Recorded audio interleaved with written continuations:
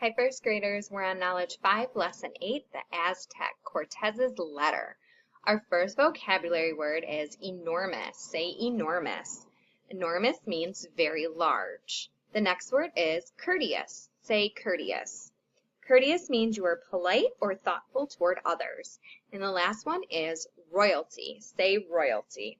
Royalty is people of royal blood or ancestry. So in the read aloud today, you are going to hear about a letter that Cortés, the leader of the Spaniards who sailed to Mexico, wrote to the King of Spain. And here is a picture of Cortés, the Spanish explorer who wrote the letter.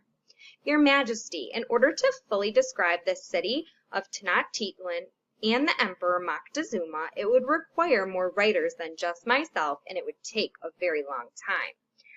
I will not be able to fully explain everything, but I will do my best to describe the amazing things we have seen. The Aztec state is the shape of a circle. It is completely surrounded by tall mountains. There are two lakes that take up almost the entire valley in which the city is located. One of the lakes is freshwater and the other is saltwater. The great city of Tenochtitlan is made up of two islands that sit in the middle of the salt lake, Lake Texcoco. There are 4 entrances to this enormous city. In order to cross over the lake onto the city, large bridges were constructed. The bridges are so wide that as many as 10 horses walking side by side could cross them. The main streets are very wide and straight. Some of the smaller streets are made of land and some are made of water, similar to streams or canals. The people of this city use canoes to travel in the streets made of water. There are several main squares, all of which contain markets. Squares are open areas in a village or a city. One of the squares is very large, and on any given day there are thousands of people in it buying and selling things. Because there are so many different kinds of products, it would be impossible to name every single item. But some of the items include food, precious stones, shells, feathers, medicines, wood, coal, sleeping mats, clothing, and pottery. Along with the items that are for sale, there are also restaurants and barber shops. A building like a courthouse also sits in the market. People in this building are like judges. They resolve arguments and they order punishment for criminals. Also in Tenochtitlan, there are many beautiful temples. The priests or the religious leaders live in a part of each temple and dress in all black. These priests wear the exact same clothing for their whole lives, and they never cut or comb their hair.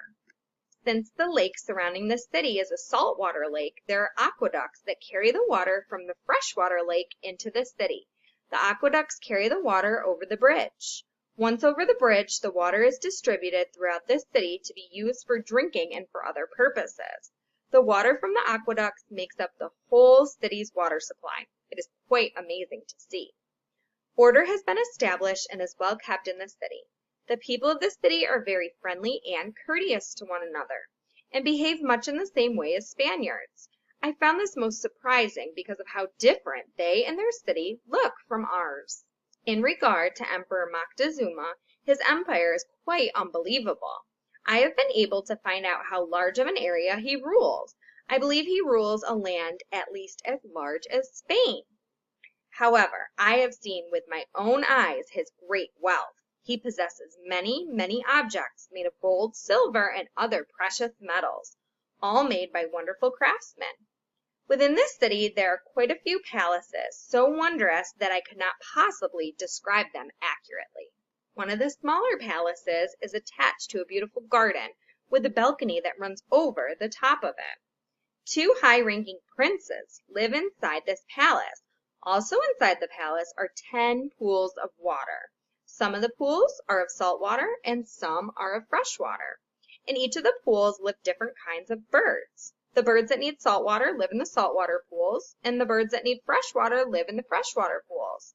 Each type of bird is given the type of food that it likes best, whether it be worms, maize, seed, or fish.